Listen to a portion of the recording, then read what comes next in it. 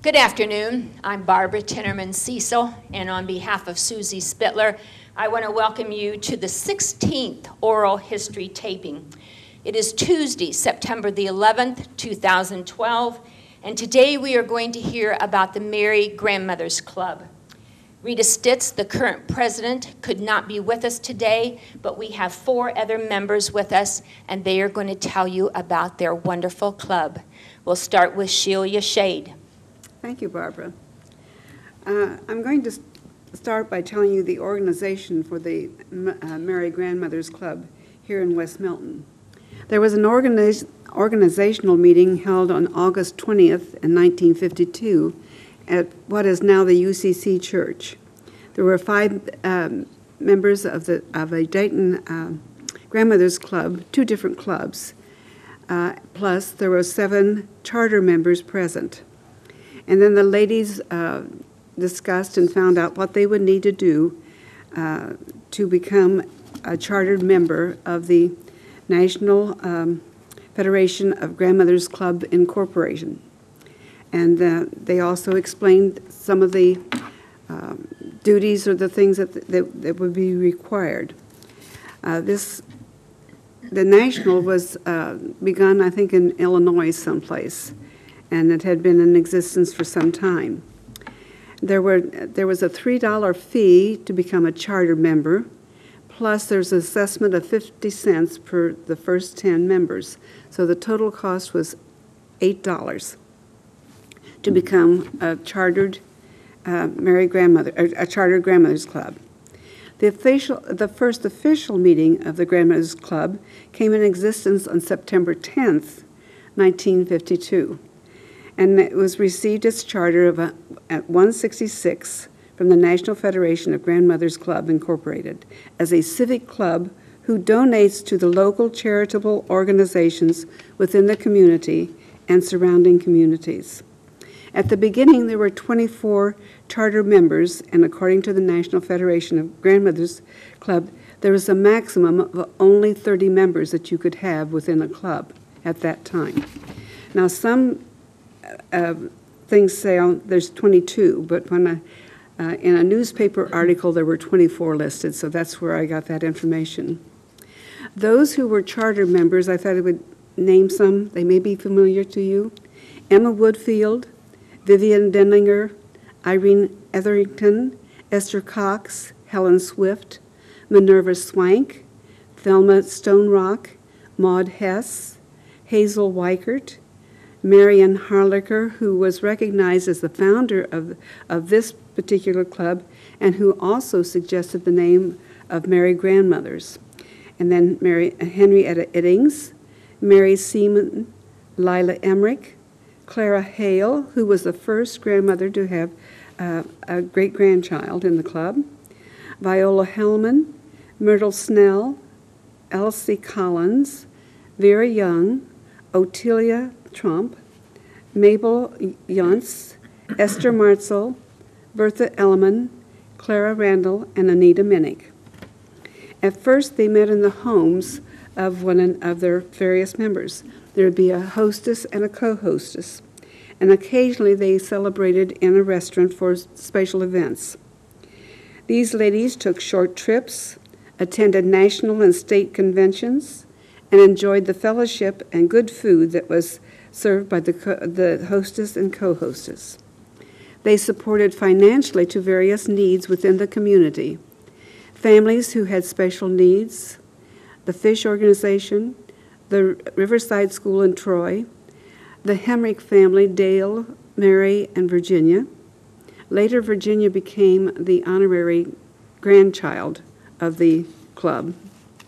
They also sponsored a girl as a candidate for the Queen at the West Milton Fall Festival, which I'm sure many of you remember. And one year, their nominee became the Queen, and that was Ruth Landis, who was the daughter of Reverend Landis at Nashville Church. When I joined the Mary Grandmothers Club in 1987, it was still associated with the National Federation of Grandmothers Clubs. Membership at this time was permitted to be up to 40 members. I imagine that's the increase in the size of your community and so forth. Also, the grandmothers were not just all local people. Some of them were from Tip and Clayton, and another person I read about was from Troy. So it was not just all local people. With changes of the memberships and limited ties to the state or national federation of grandmothers in 1989, the members decided to break ties with the state and national. They enjoyed the fellowship with one another and wanted to remain as a local grandmothers club. I might add that Rachel Minnick has the distinction of being the longest sustaining member since 1970. She is also the daughter of Marion Harlacher, who was the founder of the organization. At that time, the members in 1987 were Martha Adams, Vivian Allred, Cecilia Baker, Virginia Coate, Esther Corcoran, Esther Cox, Esther Finbonner, Alice Fitzpatrick Green, Donna Foreman, Juanita Minnick, Ruth Green, Gladys Grice, Mabel Helsinger, Vita Hood, Marilyn Carnes, Laverne Kugler, Ruth Ann Lowther, Juanita Miller, Rachel Minnick, Ruth Price, May Ramert, Dell Roniker, Virginia Scranton, Mary Seaman, Neoma Sexar, Wanda Shellhouse, Dorothy Schoenfeld, Ruth Spittler, Gertrude Strom, and Inez Thompson, Mildred Thompson, and Olive Thompson, Katie Toth, Mary Lou Van Kirk, Josephine Van Kirk, Georgia Vore, Elizabeth Walker, Shirley Wheelock, Catherine Wilgus, and of course Virginia Hemrick was the adopted granddaughter. I'm sure many of those names brought back memories of those people to you, because most of them are no longer with us. So I'm going to turn this over to Janie Markley, who's going to tell you more about the Grandmothers Club. Excuse me. I'll tell you, this is not a good time of the year for me. Anyway, I joined Mary Grandmothers in 1993. Juanita Gingrich invited me to join, and she was such a darling person. She was so much fun. I always looked at grandmothers as where I was mentored by the older ladies in the community, and I think that is so important because we need the older ladies to mentor the younger women for how to be grandmothers. That is not something we really learn to do in our society now. And that's something that young people, especially in this society, if we don't belong to churches, we don't have the quilting groups that we used to have, like they had in past times. We don't have the cohesive family groups that we used to have. And it's very important that we have associations like grandmothers groups. The wonderful people that I met in the Mary Grandmothers, Josephine Van Tyne, such a darling, dignified lady. She was so elegant. Dorothy Vance, her daughter Melinda was a bus driver in Milton. She was so sweet, always smiling. May Ramert, such a wonderful role model and school teacher. Laverne Kugler, she was such fun. Nancy Castle, she was so wonderful. Joanne Cox Eddings, she was so wonderful, always full of history of the community. These were all wonderful people that I got to know. Of course, Shelia Shade, my favorite teacher. Also, Norma Hellstern, who's not here because of her brother just recently passing. Nadine, these are all people. And then the people that we've learned who, from the other, a lot of these, Nadine and Shelia and I are all from the Methodist Church, but like Karen, we have a lot of people from other churches in our group, and I really enjoy meeting the ladies from the other churches and other groups in the community. We have 152 grandchildren represented in our group right now, 66 great-grandchildren, and 20 great-great-grandchildren from our group of ladies. And we're sort of down in our number of women right now because we have not been able to take a number of trips, but I'm going to let Nadine talk about that. But I have just so thoroughly enjoyed Grandmothers, the social.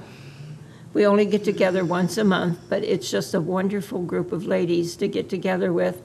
And we get to go out once a month and socialize. And especially since I'm handicapped, I really enjoy getting out and meeting with the ladies. Nadine? Thank you, I will Jeannie. pass it on to Nadine. She has been in it longer than I have. Not much longer. Thank you, Jeannie.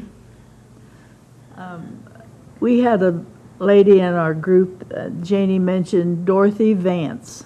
Oh, she was wonderful. And she was the sweetest gal, and she belonged to several other organizations beside the Mary Grandmothers. And one time she came up to me and she said, "Why don't we go on trips?" Wonderful. And trips. I said, "Well, I don't know." Because some of another organization that she belonged to took trips. So she gave me a list of all the trips that they had, just day trips. So I talked to Rowena St. John, and we scheduled our first trip was in 1992, and it was over to Columbus for the Mariflora 92 show. It was all all kinds of booths and celebration of Columbus. And we had the dinner at Der Dutchman. And that was really, that was quite a successful trip. We had 46 passengers then, so that was rather encouraging. So the next year, we'd heard about, if you remember Moon River on WLW, the organ that always played on Moon River. Well, they had that organ down at the Shady Nook, down around Cincinnati, at the restaurant. So we decided to go down there in 93. That was, and we had another 46 people, passengers. In 94, I made a list up of a number of trips that would be available or suggestions, and passed it out to each member of our Grandmothers Club. And so they all voted on what they would like to do. So the trip we did in 94 was we rode the Ohio-Indiana Railway from Mason to Lebanon. And then we motor coached to Waynesville, and of course we shopped. And we ate. And that was a successful trip. In 1995, we went back to Cincinnati to the Forest View Gardens German restaurant. And we took in the Broadway music showplace. In 1997, we had been so successful on all these trips. So in 1997, we took several more trips. We took 3 trips that year. We went to the first trip was in April, and we went to Columbus and toured the governor's mansion and the State House. And we had lunch at the city center.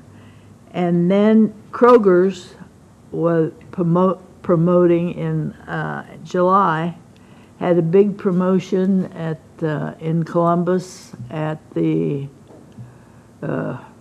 auditorium or veterans, and they had all kinds of booths that you went around and picked up all freebies. So we did that in July, and then in October we had a really great trip to Vevey, Indiana, to the German corner. This man and his wife were from Germany, and they had their home was lovely, and they served luncheon in their home, and then talked to us about the history and so forth. That was really an informative trip. That was What? That was before the casino went in, the gambling at Vevey. Yes, oh, yes. We passed. They didn't have gambling down there yet. Well, they did at Rising Sun, because we passed the gambling boat. But that was before Vevey became a game. Before Vevey, yeah. That's when it was still an old town. Yeah. And in 1998, they had Kroger's did quite a few things. Yeah. I don't mean to do a commercial here for Kroger, but they had a senior expo over at Columbus at the Veterans Auditorium, and the stars from Lawrence Welk Show performed. So everyone was interested in going there, so we took that in. And then a very interesting trip we had in October when we went to Bern, Indiana. That was just so informative. We went to an Amish home, and they discussed the differences in the Amish religion. The house behind them also was owned by Amish in this farmland, but they did not have any electricity, no telephones or anything. But where we were, they did have. And I didn't realize there was that much difference in the Amish. So that was so interesting. And of course we went to the stove company and Wilman's Country Store. You have to do that.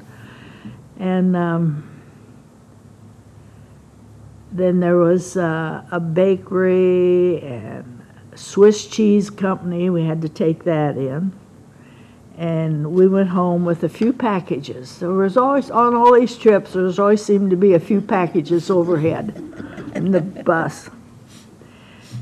And also, to finish out 1998, we did our trip to Clifton Mills for the Festival of Lights. And of course, Young's Dairy. You can't miss Young's Dairy. In 1999, we did a big trip to the Tall Stacks in Cincinnati. Yes.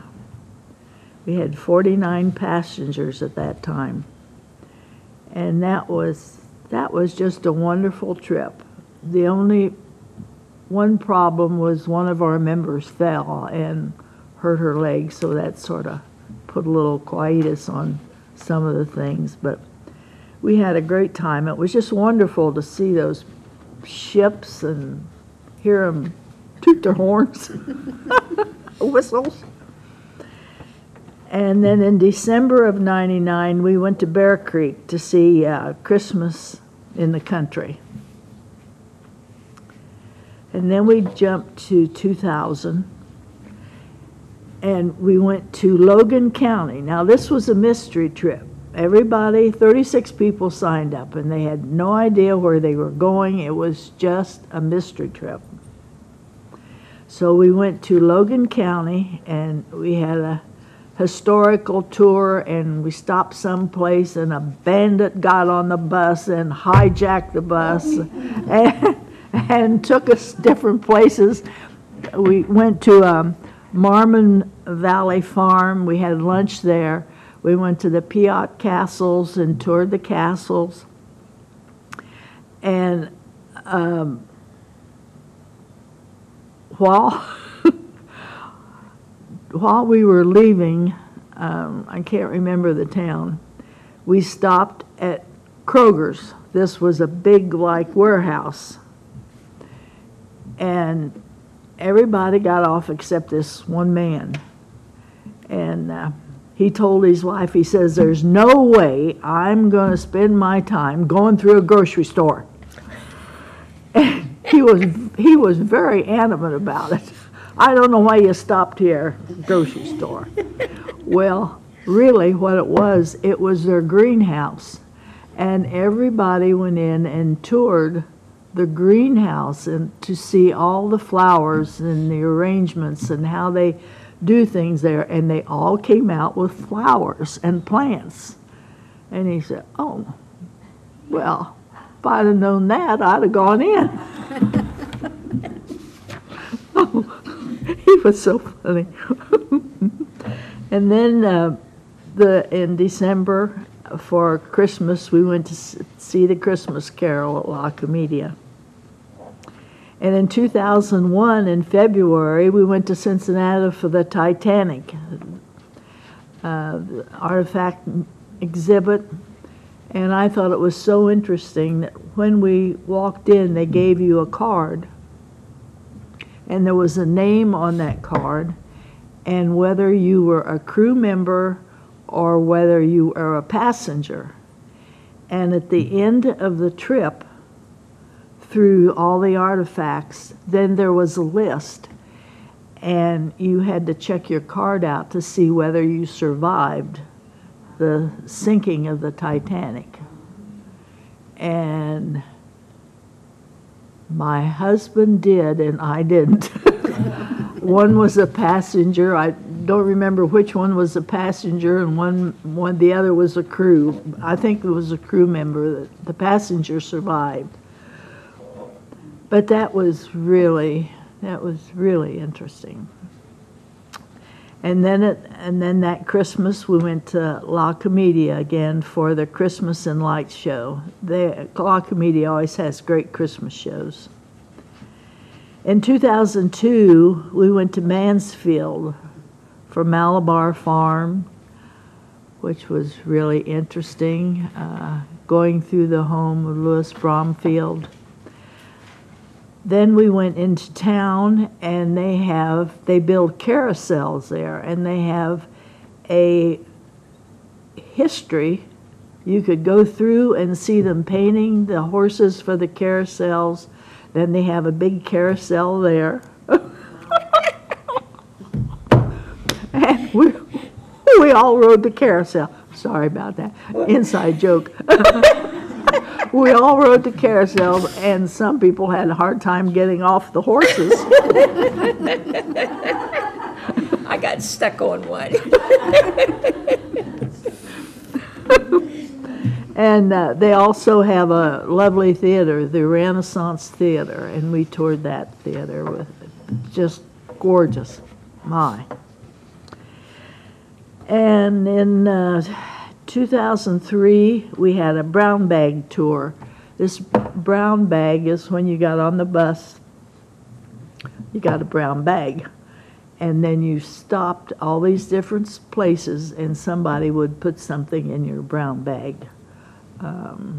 Piece of candy or a little token of some kind. And that was interesting.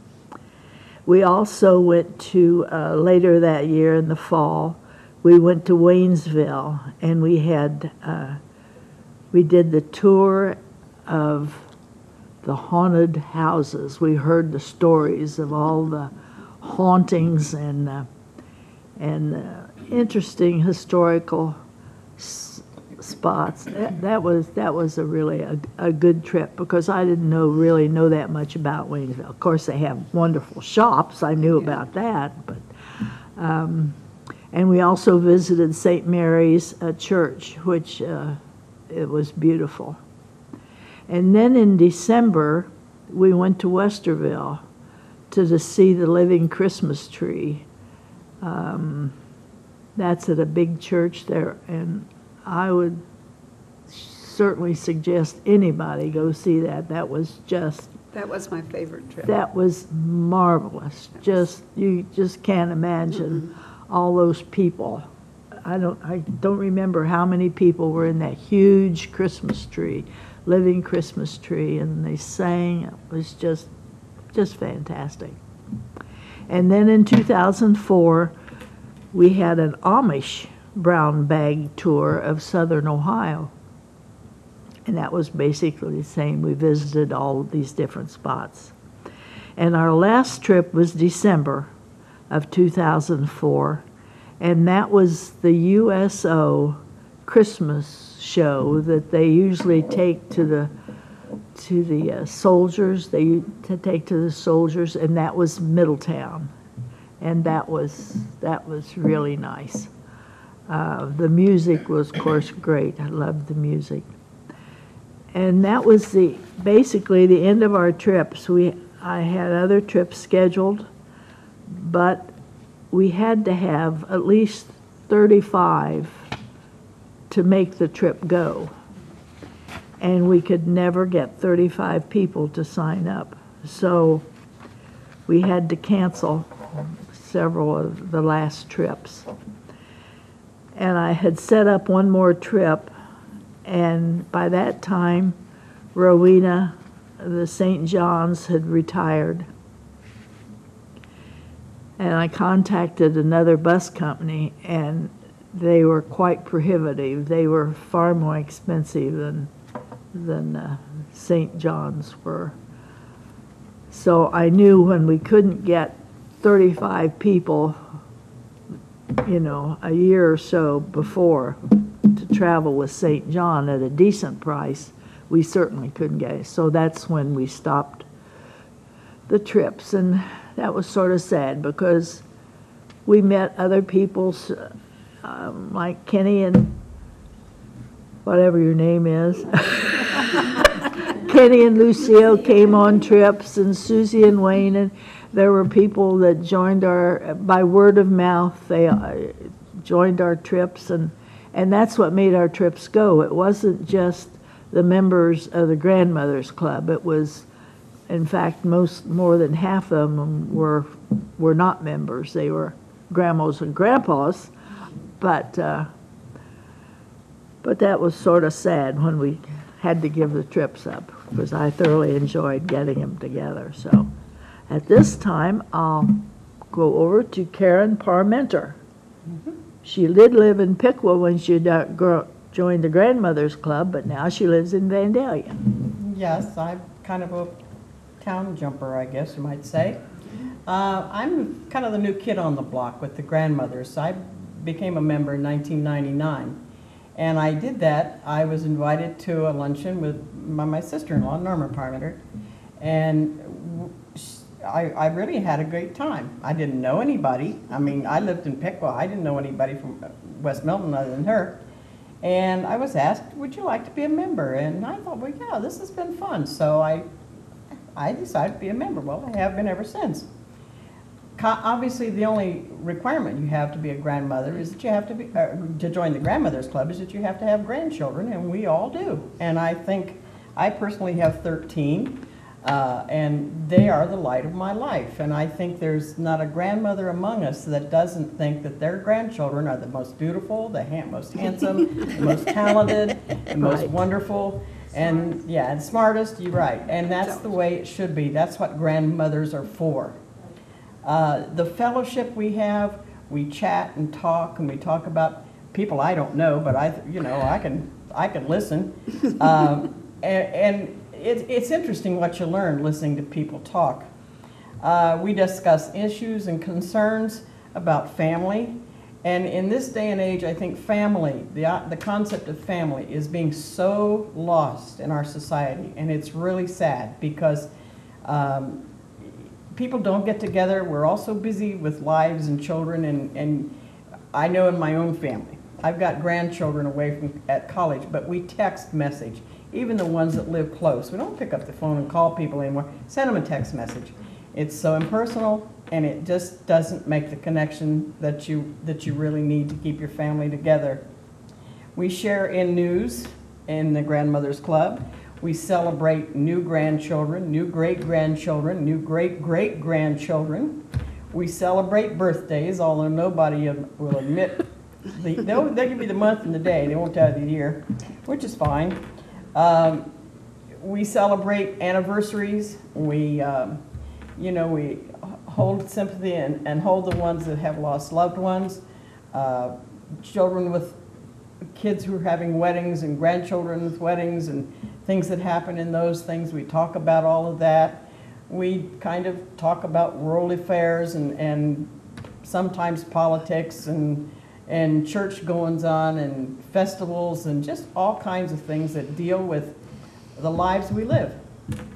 The Sunshine Committee, which Jeannie's been on for as long as I can remember, sends cards to people who are ill or in nursing homes and who have lost family members. And it's just kind of nice to get. Once in a while, you get a birthday card, and, well, surprise, you get a birthday card. Like I said, nobody wants to admit birthdays, but anyway. One of the things that I really, really like about grandmothers are the speakers that we've had over the years. Some of them have been very, very memorable. A couple in particular, one gentleman had been, and I can't remember his name, but he had been a World War II veteran. And he presented a program for our club on how to properly display the American flag. And I have never forgotten that.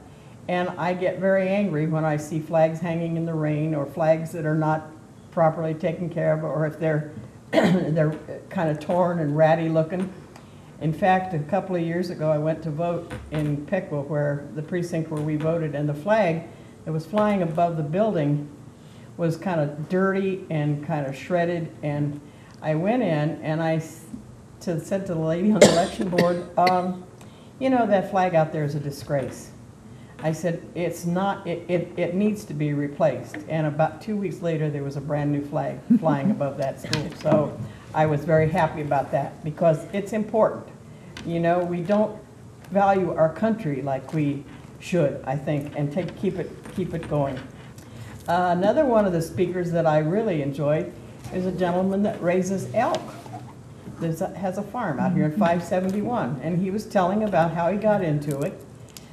Excuse me, about when the antlers are in velvet before they get the fur or the fuzz or whatever, that they cut them off and they use them to make an arthritic medication for it.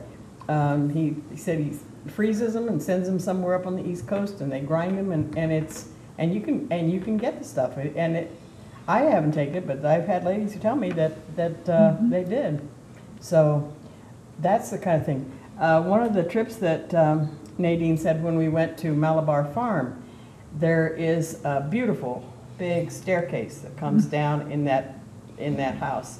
And at the base of that staircase, Humphrey Bogart and Lauren Bacall were married there back in the late 40s, I think. Yes. But it was really, you don't see that every day, and it was kind of interesting. So the things that we talk about, we laugh, we cry, we eat, and we have a good time. So, and the trips were fun. And we eat again. And we eat again, yeah, we do. We have white elephant bingo, and we have just things like that. Six of our meetings a year are social, so we just kind of talk and do the thing. And 6, we have speakers. So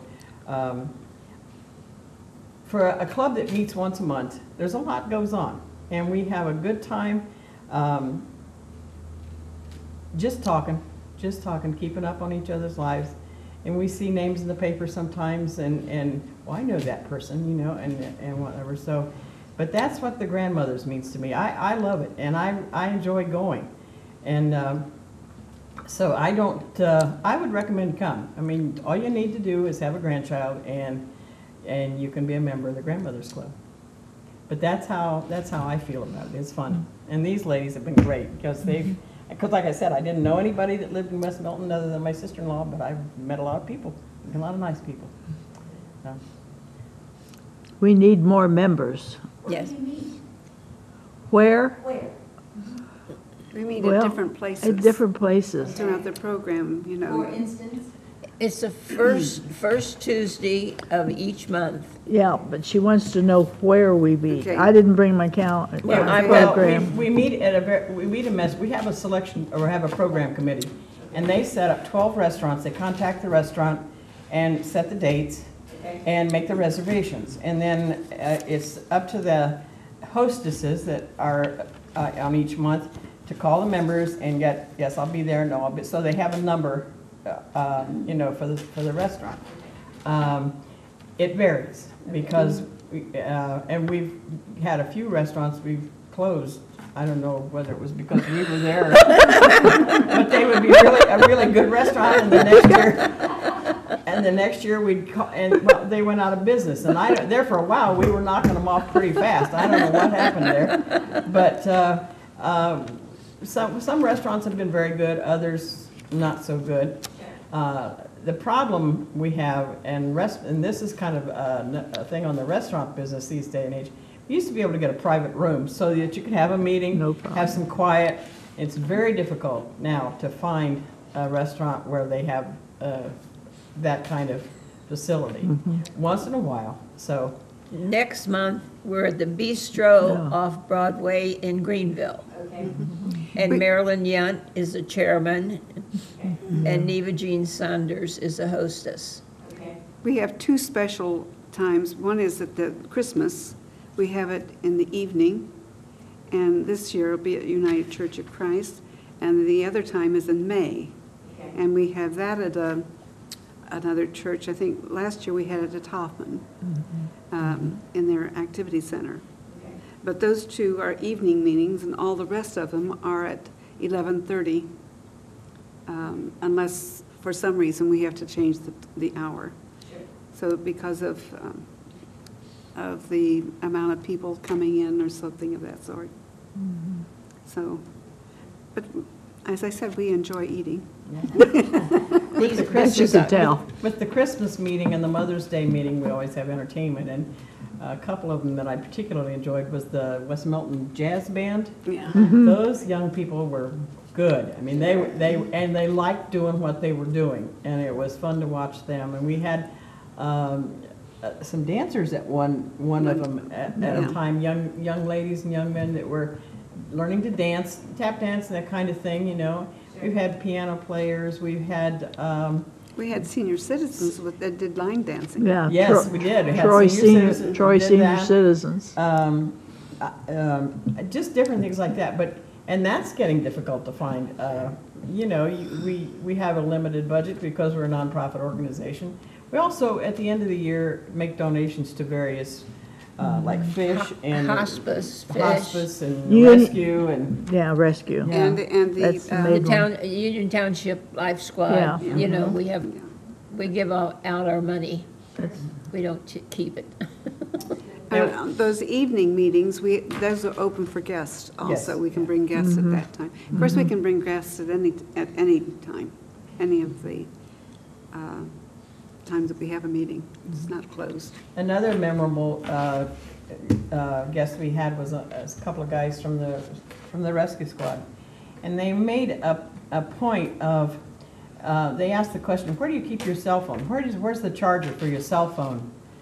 And mine's on a table in my living room. And he said, "You know where it should be, for seniors especially." He said it should be in your bedroom, because if you are in the house at night and a fire would start and you couldn't get to the phone, you'd have it right there at hand. And I thought that made an awful lot of sense. You know, to have that cell phone charger and your cell phone in your bedroom where you can reach it in case of an emergency. So we learn things like that are helpful, you know, for us as seniors. So. I always keep mine in my pocket when I go to bed. Okay, in your pajama pocket? Right? Okay, all right. Don't turn over. I don't. I sleep on my back so I can breathe. There you go. But we have a lot of fun. Yeah. Great time. Yeah. We do. I took a flyer a year or so ago, took a flyer at trying to see if we could get some trips. And the economy's changed so much, and for us to get a bus at this point, it's $1,000 to start with. So you have to have a minimum of 50 passengers to go, and that's $20 just to get a seat on the bus, plus whatever else you do. And it's just cost prohibitive anymore. And that's sad, because a lot of people said, you know, I'd like to go on trips. Well, we can't do it anymore. It's just too expensive. In fact, we had people, when we quit the trip, we had people that didn't renew their membership because we weren't going on trips. I said, I'm sorry, but, you know. Well, just like, you know, for a couple to go on a trip, like my husband and I, my gosh, that would be like over $100. But just like when we went up to that Carousel. I'm the one that got stuck on the, but it was because it was in the up position. Yeah. And fortunately, there was the nicest man that was on that carousel with his little girl, and he came over and lifted me off. We have pictures of it. Fortunately, because I couldn't get off. I was stuck in the up position. The trip that Nadine was talking about with the live Christmas tree was inside of a church. And they even had animals that came into it. And it was just really a very, very impressive trip. They were telling the Christmas story. I can't remember what the name of the church was, though. I It's don't a either. big Oh, church It out. was outside of, Huge it was church. on the, right Westerville. off of, what's that, 270 that goes around Columbus? I know we went around the But north it was, side. it Yeah. was in Westerville. But, Westerville. but it was just, you know, when I think of Christmas again, that particular story comes back in my mind. We'd like to get some new members. It's a 1 day a month, and you know, we don't go someplace where you're going to spend $25 or $30 for a lunch. You know, $6 to $10 is generally the fee you know, the where we look for the menus with that price range. And if you want something to do 1 day a month, it's great fun, because you never know what's going to happen. And if you don't like somebody that's there, go sit with someone else and have a conversation with them. You know, it's fun. And we do carpool. Yeah. And, we can, when we the need dues to, are Yeah. $20 a year, right? I was gonna ask. Yeah. It's $20? $20, which is very reasonable. Yeah, it is. Yeah. Very It sure reasonable. is. And you do something worthwhile with the money too. Right. Yeah. You donate some of the fish and Yeah. other charitable organizations. Yeah. Yeah. Do you have other fundraisers? No. No. No, not really. No, No. not, You are able to Which is right, good. right, because, you know, that's a lot of effort. We're at the point where we like to sit and take it easier, I think. At least I am. Yeah. We have a couple ladies who make the cutest little favors for the parties, and it's fun to watch. One year, I was on the entertainment committee, and it happened to be Valentine's Day, February, and I thought, what can I do? So I bought little doilies and red construction paper and scissors and glue sticks, and we made Valentines for our spouses. You guys remember doing that? And I'm thinking they're going to look at me like I'm nuts, but you know, everybody did it and everybody had a good time. So, but it was just a fun thing to do.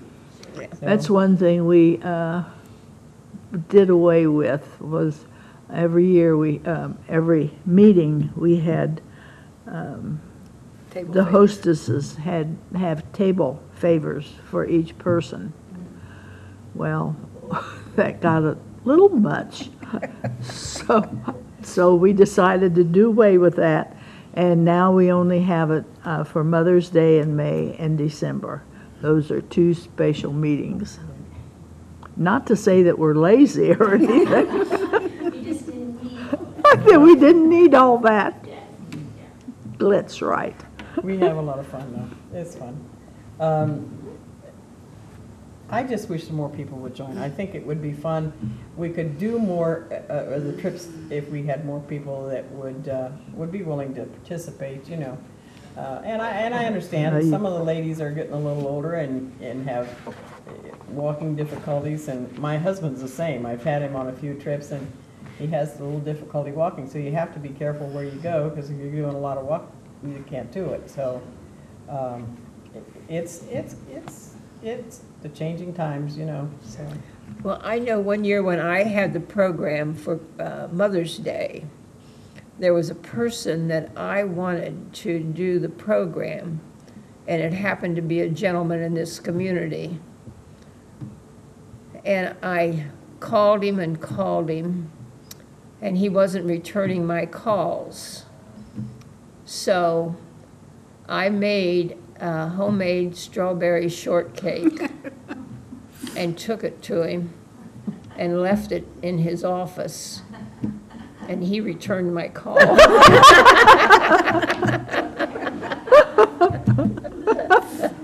And he did bring his group to do the program. And when they found out that he'd been bribed and hadn't shared it, they didn't like it. Oh.